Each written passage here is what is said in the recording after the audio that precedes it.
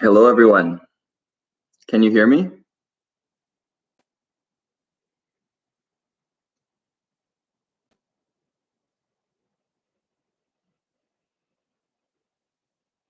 Hello, can you hear me?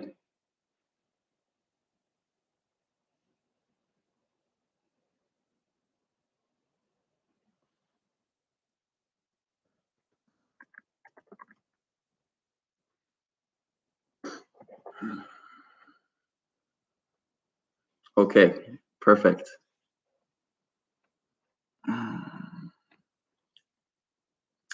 Okay, good morning, good day, good evening to everyone. Right now it is morning time here in Canada. My name is Spencer, and today I will be reading some of Ek Parichay, or an introduction, written by A. Nagraj, or rather spoken as a workshop or a dialogue many years back. So today I get the fortune of reading one portion of it, and I will be with you for the next 3 days to complete the next 30 pages of an introduction. So I just want to say thank you so much to Estelle, who read the first part of the book over the last couple of days. I think she did a great job. Thank you to Rakesh Guptaji for giving me this wonderful opportunity to present. Admittedly, I do get a little bit nervous at these things, but it's something which I would like to improve on, and there's no other way other than just doing it, right? So thank you so much. I'm glad that you're here to join me. I can see you in the comments section. Great to see everyone. So I will get going here. I will just open up the document.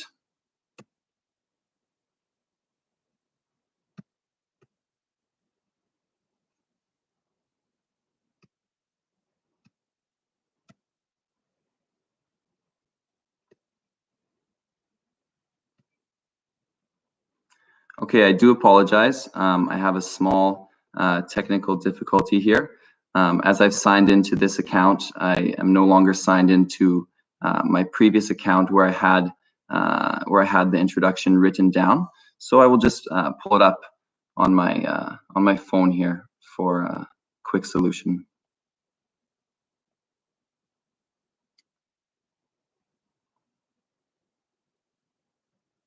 Please just bear with me one moment.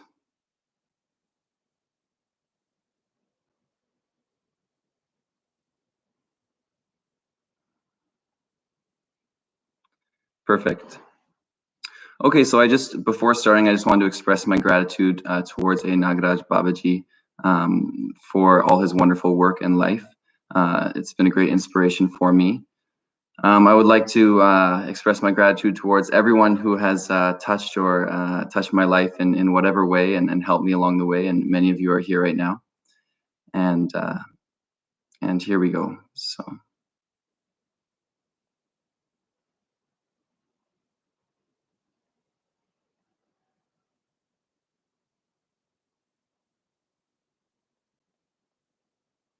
So I will be beginning from around page 30 on the section which is called Jivan Vidya.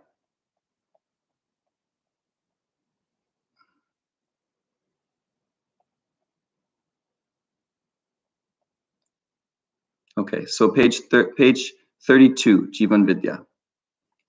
So Estelle previously had read the first section in where Nagraji was giving a background of his life and his story and how he came to this understanding.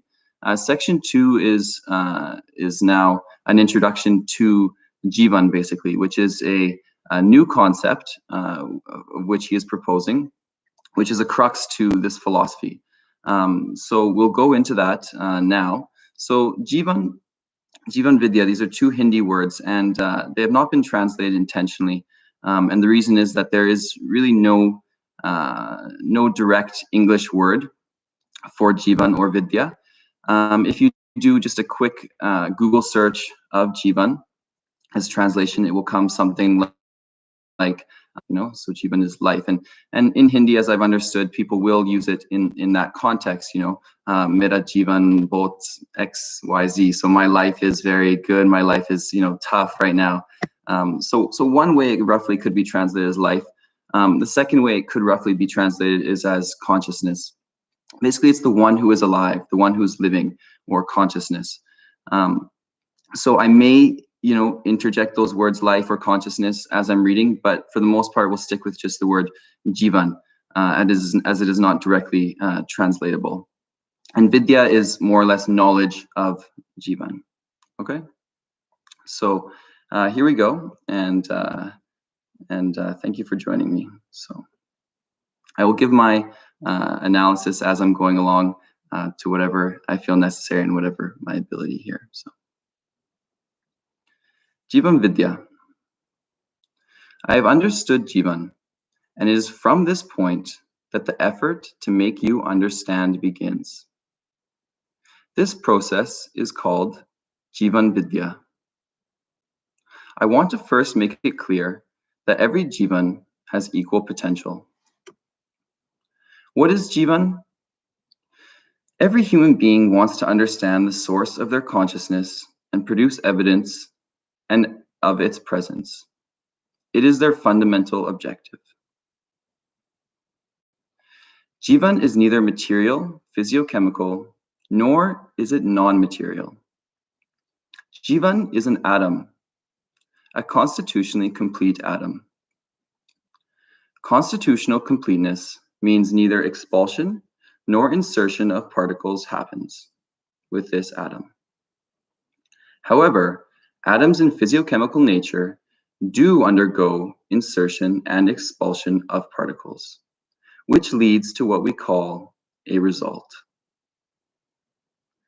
The number of particles in an atom undergoes a change. That is the only change that happens in the nature. Nothing else changes. That is also the limit to the change that human beings can bring about, i.e., change in the number of particles of atoms with evolving constitution. Such atoms are of two kinds. First, there are hungry atoms, and then secondly, there are glutted or bloated atoms. The atoms that have the hunger or need for additional particles in order to fulfill their constitution have been called as hungry atoms. The atoms wherein some particles tend to leave have been called as glutted atoms.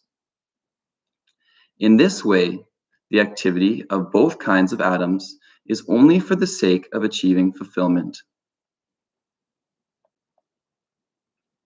The constitutionally complete atom can also be called the fulfilled atom.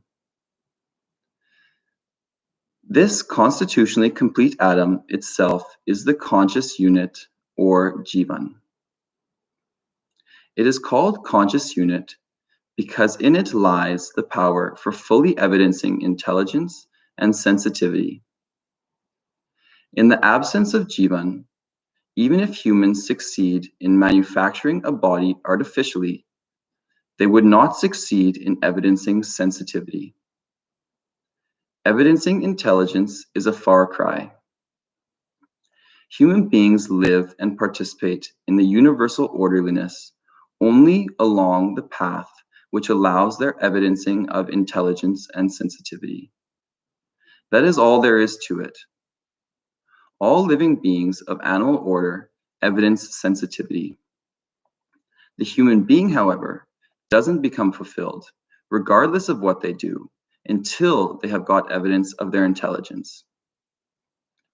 Okay, so just beginning here, the first thing to note is that jivan is neither material nor is it is non-material. So consciousness or life or self is neither material nor non-material. The proposal which A. Nagraj is giving here is that jivan is a constitutionally complete atom. So what does that mean? Basically, what he's saying is that in nature there are two types of atoms, one which is hungry and one which is bloated or it's full.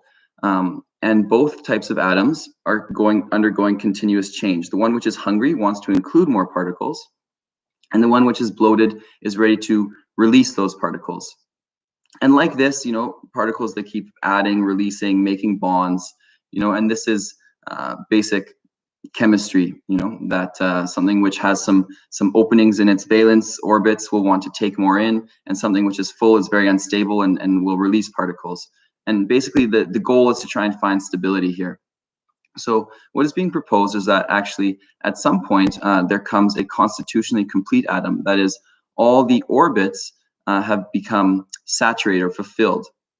So if what does that look like? It looks like 1 particle in the nucleus, 2 in the first orbit, 8 in the second orbit, 16 in the third, and 32 in the fourth or outermost orbit. And this is called as Jivan. And now Naomi, she will be explaining the more intricacies in the later part of this introduction, but when it comes to understanding the activities of Jivan. But for this section, Nagaraji is mostly first presenting the concept of Jivan overall. So it's a constitutionally complete atom. Constitutional completeness also implies that it does not undergo any change, which you'll get to shortly. There's no reason, there's no need, or there's no possibility even for more particles to come in and out. It's fully saturated or complete. This means that it is eternal, or it is unchanging, or continuous. And that itself is self, that is life, that is consciousness. So it's a new concept. And it's called conscious unit because it's fully capable of evidencing. He has 2 words, sensitivity and intelligence. So sensitivity is basically the ability to recognize senses, to live according to senses, recognize sensory input and respond accordingly.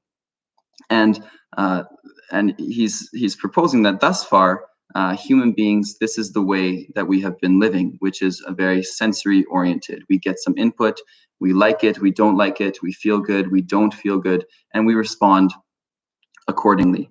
Similarly, this is how animals go about their business, and is through sensitivity-based living. They're very in tune with the body and with the senses.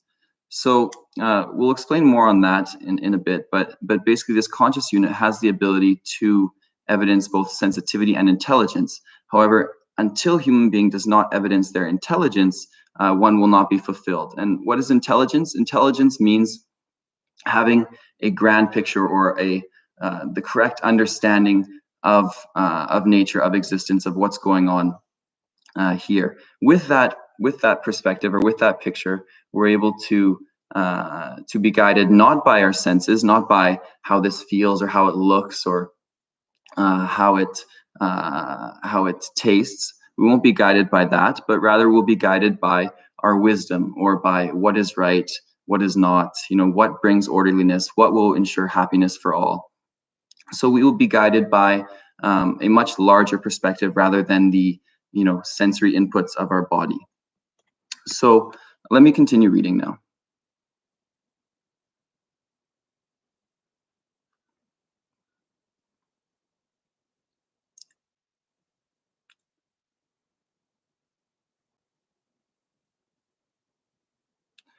As a human being, we must have happiness.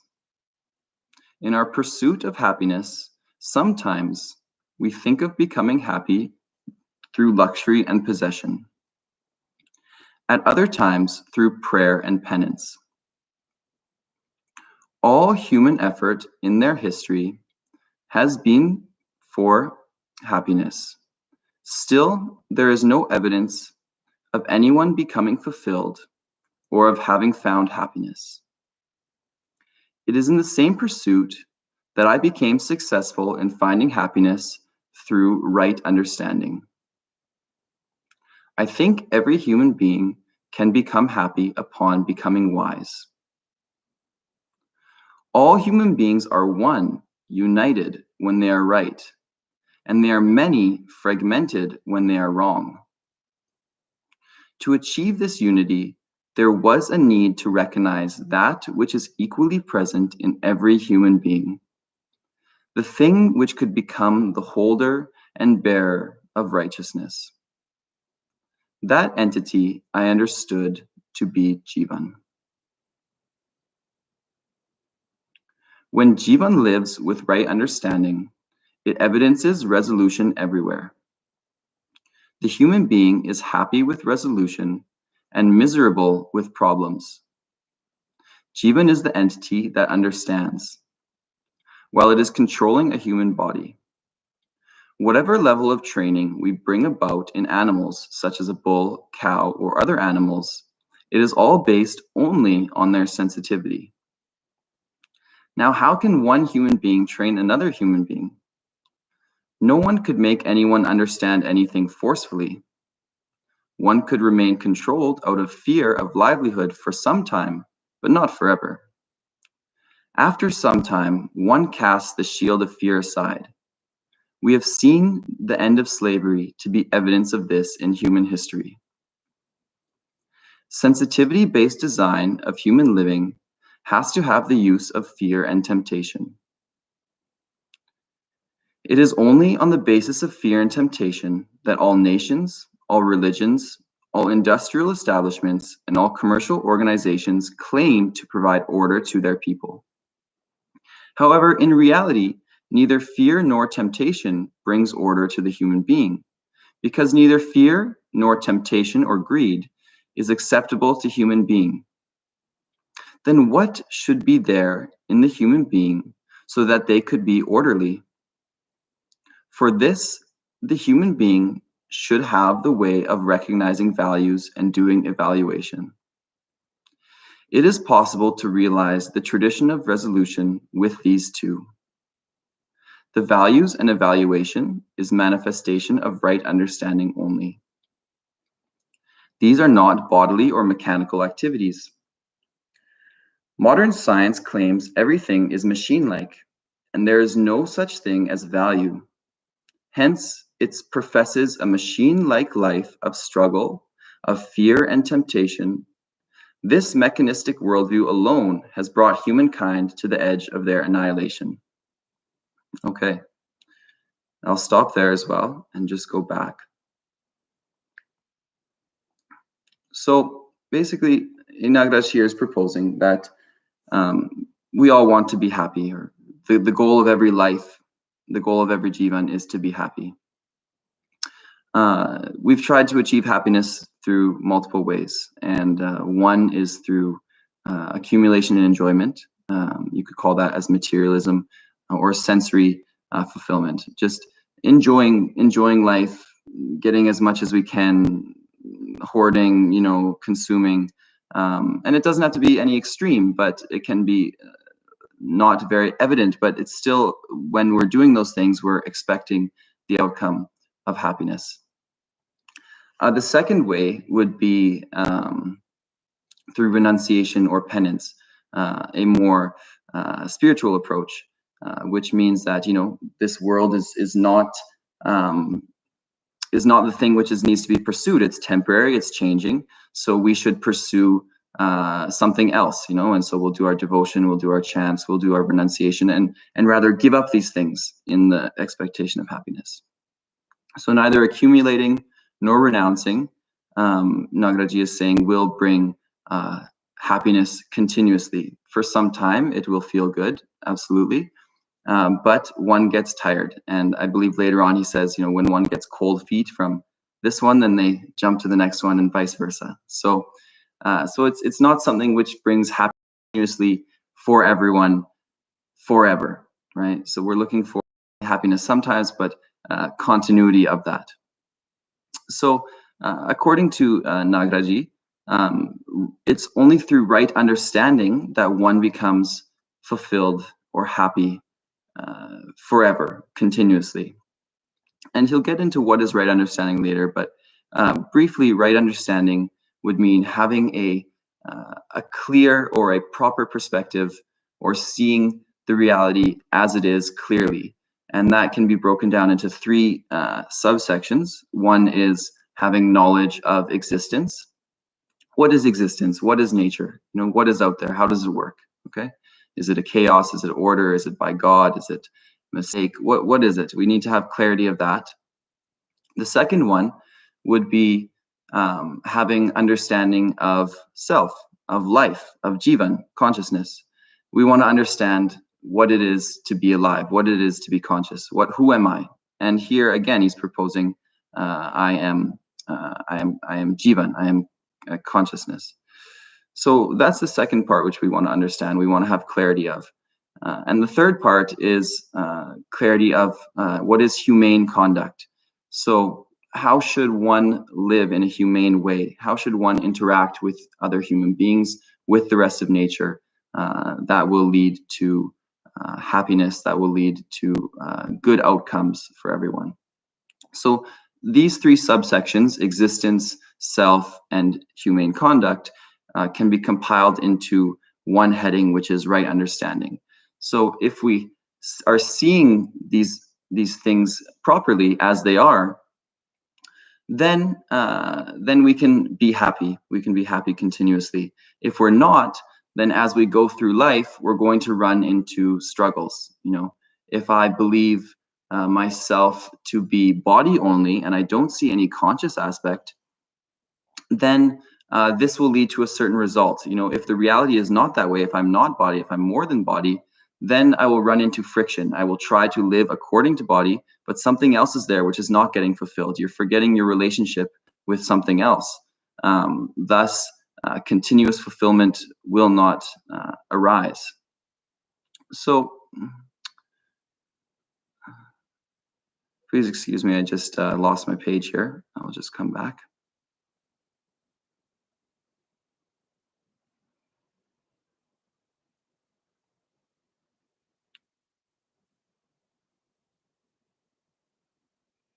Okay.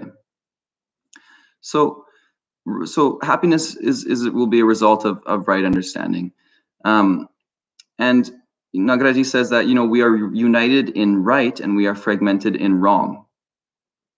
So what does he mean by this? I believe he's saying that, if this was correct for me, if I have found happiness through this method, then everyone can, right? If something is good for one person, if something is correct for one person, then it's right for everyone. So, for example, water quenches thirst. If this is right for me, it will be right for you. It will be right for everyone viewing this live stream. If something is right, it's right for everyone. If something is wrong, it can be different and variable. So Nagaraji is proposing, he's found happiness through right understanding, and he believes that something which is right will be right for everyone. So then the next paragraph just touches on human being and sensitivity-based living. So sensitivity-based living, it works for animals. They're able to ensure order in the natural environment through their senses. So an animal might choose to eat this and choose to not eat something else, just based on the smell, based on the color, based on the texture. And through this, they ensure a harmony in the environment, right? Through fear, and as well, if there's a larger animal that comes about, let's say we have a dog, and if there's something larger than it, then it has to be a little bit hesitant, right? So just by the size, based on the view, all the sensory inputs allow it to ensure order, and this way the ecosystem is thriving. And we all love nature. It's inspiring. Everyone finds beauty in nature. We want to protect it, despite our actions are leading against that. It's something very beautiful and inspiring. And all of nature, all the animals are ensuring order through their senses. When the temperature is a certain degree, then they perform a certain action. When it gets cooler, they do something else. So this is great in the ecosystem. However, for human beings, We cannot be trained or regulated only by our senses, and he said that we've tried this. If you want to regulate something with senses, then it needs to be with fear and reward or greed or temptation. But it's not; these things are not acceptable for human being. We need something else. We don't want to live in the confines of our body only. We're looking for a higher being. So that would be in terms of intelligence. And as I mentioned before, intelligence means having a large perspective, having a clear view of oneself, of existence, and living according to that. So it's an understanding down approach, not a body senses up. So I will continue reading now.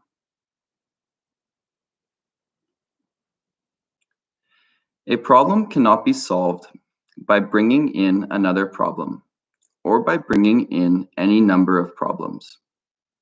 A problem gets cleared away only with resolution. There is no relief for the human being in the absence of resolution. We need to develop a path towards humanistic order by way of values and evaluation. We will become successful if we build this order while keeping the Jivan at its center, its relationships, its fulfillment, and its aims. Whatever systems we build while keeping the body at the center and ignoring the Jivan will only give rise to disorder. That which feels good to body is not always good. No bodily activity has continuity. The body activity has to change again and again, while activities of Jivan have constancy. Therefore, we need the right understanding to make decisions based on Jivan. Jivan is there in the same way in every human being, and its powers are the same in every human being. Jivan has inexhaustible powers and forces. Jivan doesn't die or diminish. Why doesn't it diminish?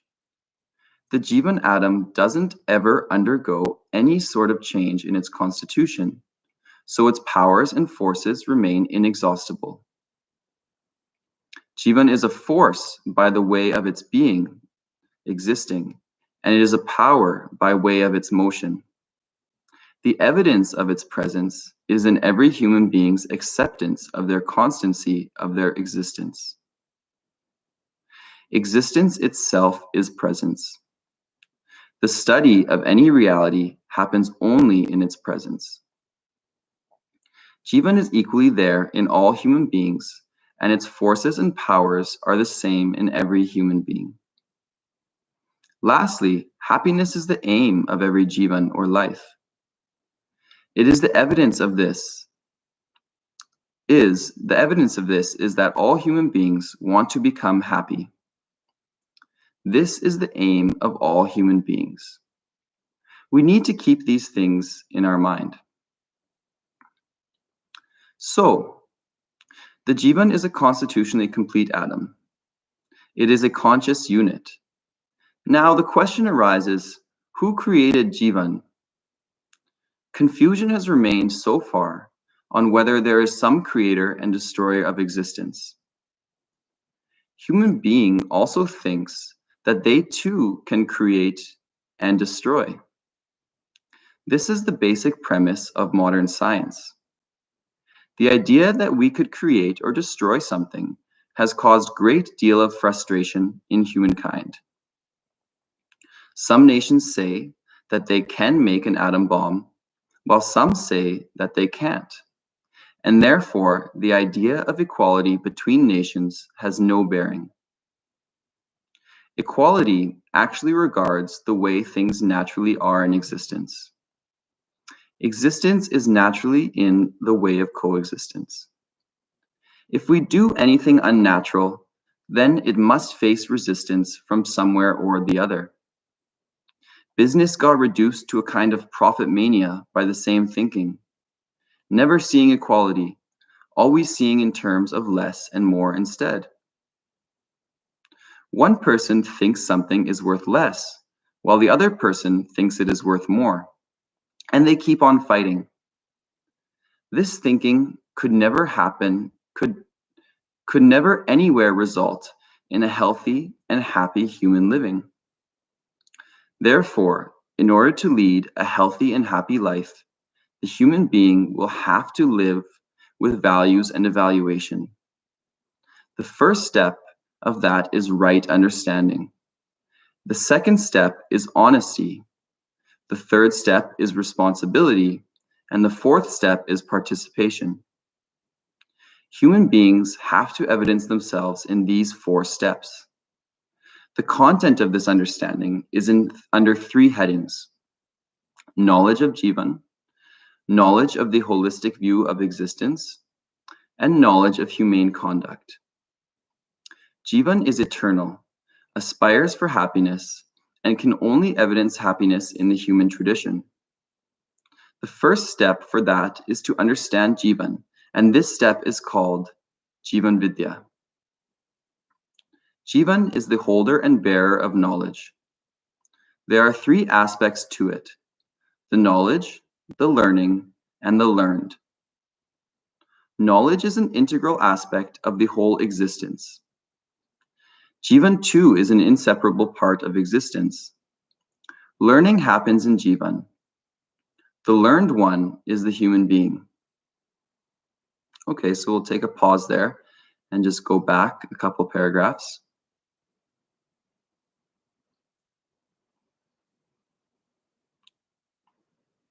So let's see. So Nagaraji is saying that we won't be able to find order based on sensitivity-based living with fear and reward. In order for that, we need something which is called as values and evaluation. So values are the uniqueness of Jivan, of life. And values emerge when we recognize our relationship with others, with other human beings, and with the rest of nature. So recognizing relationship means seeing that together we can live orderly, or we can live in the system. The entire nature, the entire existence, rather, is orderly in a system as coexistence, harmonious coexistence. So if we too want to participate that way, we need to recognize our relationships with everyone around us, everything around us. When we recognize our relationships, then naturally values emerge. If I recognize my friend for the purpose of living orderly together, living in system, then naturally a feeling of camaraderie, friendship, or values of trust will emerge. So for a human being to live orderly, it's not about punishment, it's not about fear, it's not about what feels good. My heart is going now, and so I will go and help someone, or my heart is racing, so I'm feeling afraid and anxious. I rather not deal with that person. Rather, we need to recognize our relationship, how we can participate orderly in system. When we do that with its continuity, and we evaluate that, yes, I'm fulfilling my relationship, my responsibilities and duties, then we develop values inside, or we experience values rather. So this will be the way that human being finds order, and this is unique to human being. Another point which he brings is that there's the question of who creates Jivan, who's the creator of this consciousness. Because previously the idea might have been God is the creator. God creates consciousness and decides also when it's going to be finished. So it's really not in your hands. You have to just be careful and do your prayers, right? So this is tough. And with this idea of creation and destruction, human beings also has got the idea that we can create and destroy. If you observe, if you examine carefully, you'll see that we're not creators or destroyers. We can't create or destroy. What we can do is we can simply rearrange and mix and match things which are already there. And we can, take this and put it here. We can put more particles together. We can take them apart, and that's why he gives the example of atom bomb. We can, remove the particles, but we're not inherently creating something. We're simply mixing and matching or making change in maybe the number of particles, or on a larger scale, if I were to build a building or dig a garden, these are all just rearranging of the elements which already exist. None of this matter we create, and none of it we destroy. There's the basic principle: matter is neither created nor destroyed, right? So this is not something which we do, but we have this idea around it, and it gets manifest in many different ways. We think we will create this or destroy that, but in reality, we don't have that capability. It's just to rearrange things. So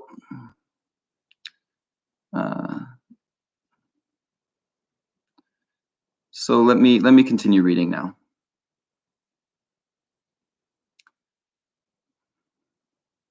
What is the content of right understanding?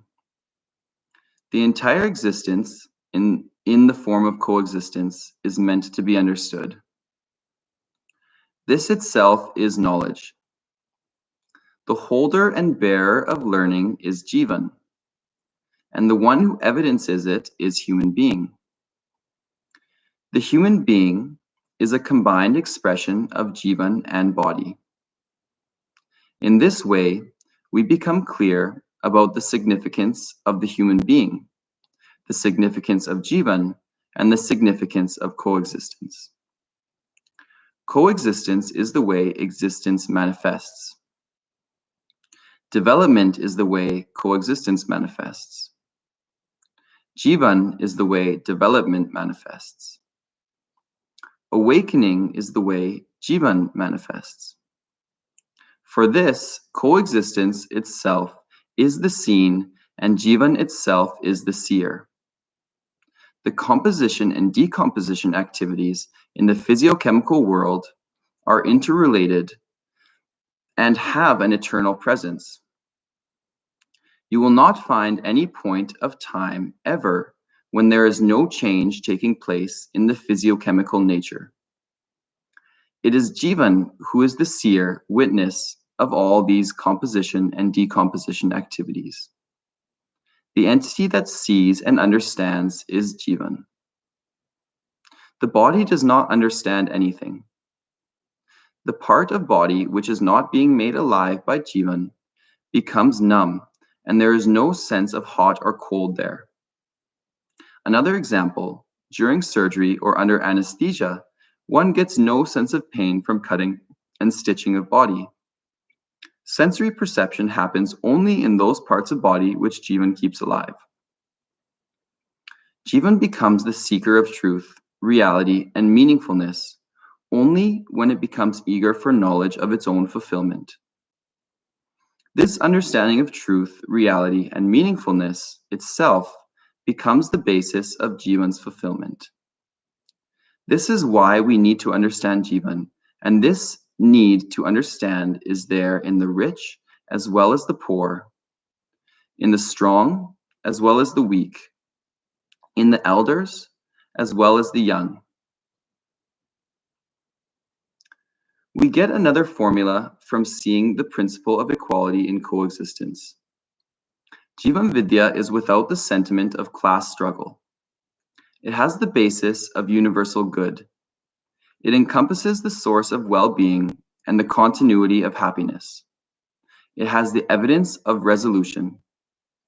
All these things arise with right understanding. In my view, every human being wants this very knowledge, and they want to live in accordance with this only. We can live happily only when we are with everyone. The principle here is that no one is alone. No human being can become happy after leaving their relationship with earth. No human being can become happy after leaving their relationship with water. If you cannot become happy by leaving out the relationship with material things, then how can you become happy by leaving out the relationships of Jivan. How can human being become like a machine, bereft or devoid of any feelings? Just imagine, how can this happen? When we go to the market, we ask about the value of each and everything. Vegetables, grains, gold, etc. Who is the seer of that value? Clearly, it is the human being. If everything has value, then the human being also should have value. But the value of human being has not yet been discovered by us. We know the value of everything apart from that. We value only those things where there is possibility of profit. While if we understood value of human being, then we will become liberated from both profit and loss. It is when we become capable of right understanding the human values, the Jivan values, the established values, and the civil values, that the need for profit and loss itself disappears. Such a huge burden can be taken off the chest of the world. The system of profit and loss is a vicious cycle that spares no one. One doesn't hesitate in even sacrificing one's family members for the sake of profit. The human being can come out of this trap only if they become capable of understanding the values. It is not going to happen before that. Human beings have tried many different things, but to no avail. It is evident in the history of communism and capitalism. Communism, while negating the profit-based economy, in the end fought for national profit, and thus it could not become free from profit as an idea. Capitalism is profitism by declaration. Therefore, human being needs to understand their own value in order to become free from profit and loss. How will this come about? The value of human being is realized upon understanding Jivan, upon understanding existence, in the form of coexistence, and upon becoming confident in humane conduct. This itself is called as the right understanding. Okay, I'll just pause there briefly. So, in case it has not become clear just already, just to understand, basically human being is the seer in existence. That is our specialty, right? So what does it mean? It means in existence, in nature, in this grand and beautiful cosmos, there has emerged one unit which can actually look back and understand the existence, understand themselves, and understand everything else. With this understanding, only then human being lives, and it can be anything. If we see the reality as uncertain, then certainly our lives will be uncertain as well. So whatever we perceive, whatever we believe that we know, that is how we will live. And that's why we've been counted in the knowledge order, it's called. So knowledge order means that we live, we behave, and we act according to whatever we know. So human being has this very special position as the seer. And what is the scenery? The scenery is everything around us, okay? So this is one important point. And this is the value of human being. So unless we don't understand this, unless we don't understand our significance or our great potential, then we will be living a very, how do I say, a narrow life, you know, on a much smaller plane, a much smaller periphery. We might just be concerned about myself, about my health, maybe about my family or community. But we don't see the grandness of life, which is human being as the knowledge entity, which can understand and live accordingly. It's a very grand role that we have. Otherwise, you know, we default to just sensory oriented living, which is a natural default. You know, we have the body, the senses are very obvious, they're easy to understand. Maybe we can't understand existence, we don't know where to begin, but at least the senses are very close to us. So it's a natural default, and it's one of the steps, towards awakening or having a broader perspective. But this is the real value in human being. If we don't recognize this grand potential, then yes, we will default to profit motive. We have a fear. We don't understand our continuity. We believe that with this body, then I'm done. Where do I go after that? So life should be enjoyed. You should make use of the now, right? And because of that, you need to accumulate. You want to gather more. You want to make sure that you never suffer. You never go hungry.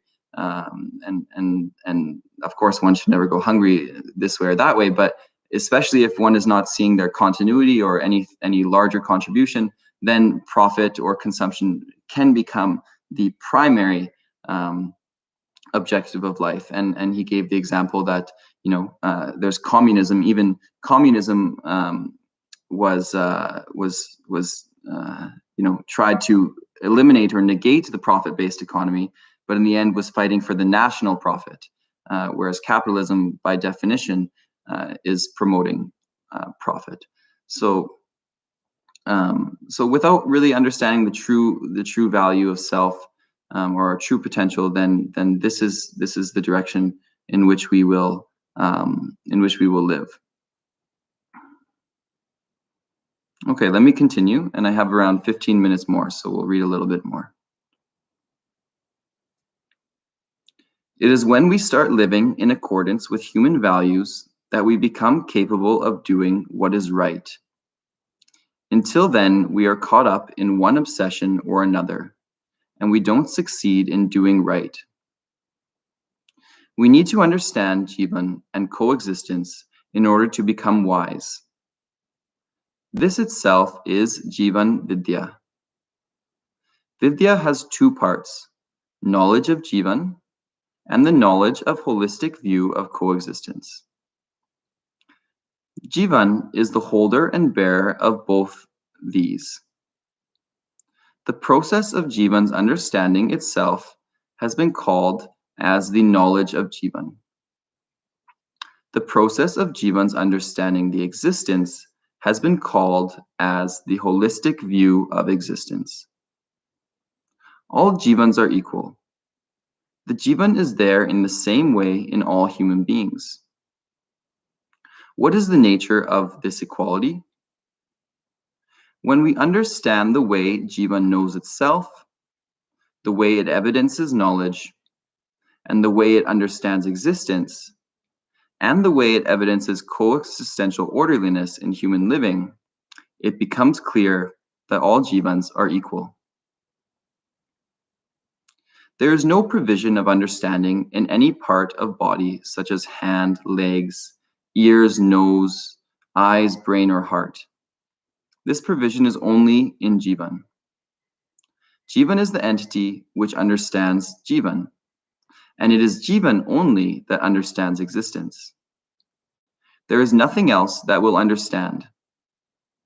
Therefore, we can conclude that combined form of body and Jivan has to be there to express or evidence the understanding.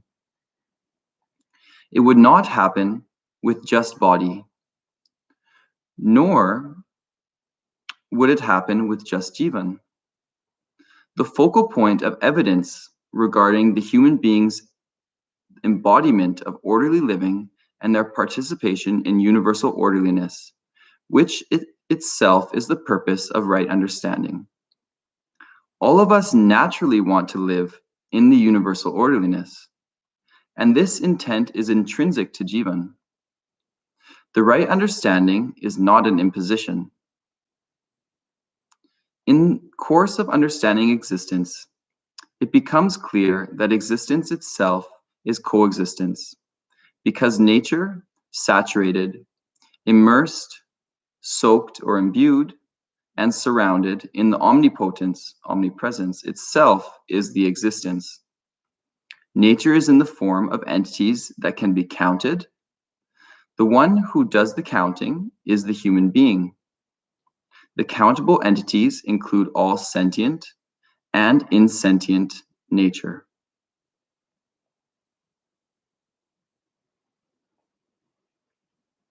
There is one small formula. Right understanding results in happiness, while wrong understanding results in suffering. Human history is nothing but a story of struggle in their pursuit of happiness. So far, the whole world has kept on struggling with the idea that happiness could be achieved by doing penance, by doing yoga, or by having renounced this world. But people have tried these things as well, but they have found no evidence which could result in the tradition of happiness. Next, they struggled with the idea of achieving happiness by amassing a lot of possessions. This too didn't result in lasting happiness.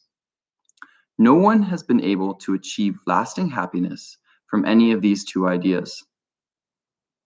So it was time to rethink. In course of rethinking, the solution emerged that happiness arises from right understanding. The right has to happen in the purview of right understanding. Human beings are one, united when they are right, and they are many, fragmented when they are wrong. It is not possible for you to agree with my wrong, nor is it possible for me to agree with your wrong. That which is wrong for you as it is for me. We are one, united in the right. This I understood. Okay, I will pause there. So I guess the main point is, this section of Jivan Vidya is really trying to explain from a number of angles the importance of Jivan. So Jivan is part of human beings' coexistence of both body and Jivan life or consciousness, and together they make human being. And the role of Jivan is to understand. The role of human being is to evidence that understanding. So Jivan alone, as the entity which understands, which sees things, cannot provide evidence of that. It's really through human being, through the body, in which we evidence or we prove whatever we've understood. So if we've understood or we've seen the cyclicality in nature, let's say we've understood that there is a cyclicality, that everything is being rejuvenated or recycled, and there's a continuous improvement, then what is the evidence of that understanding? Jivan can't evidence it. Human being needs to evidence it. So human being will use their hands, they'll use their mouth, they'll cooperate, and we'll do something beautiful. We'll build something nice in line with this cyclicality.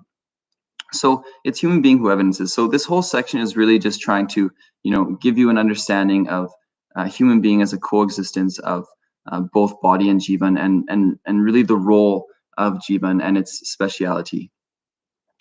So I will leave it there for today. We're just under 1 hour. I will continue in the coming days. As I'm reading, I just want to say thank you so much to Rakeshji for doing this translation. One, it's very helpful for me and all the English speakers, English only speakers especially. And I'm sure that it's not an easy task. The more I explore language and the meaning of words, it's a very profound study, and I can see that just doing a simple translation is not easy. And Nagaraji does talk about the root of words and how words point to reality. So our languages, English has been shaped very differently from Hindi. They've been shaped with two different worldviews, and now coexistentialism is proposing a third worldview. And so no word fits quite right. So going from Hindi to English and balancing it with this philosophy is a very amazing task. So I just want to say thank you for the English translation, and for giving me this opportunity. I will be glad to join you tomorrow, 7 p.m. and 6:30 a.m. my time. And we'll continue on with this section, and we'll take 2 more days to complete it, after which Naomi will continue talking in detail about Jivan activities. So thank you so much, everyone. Thank you for all your comments. It keeps me boosted as I go through the reading. So thank you so much, and have a good evening.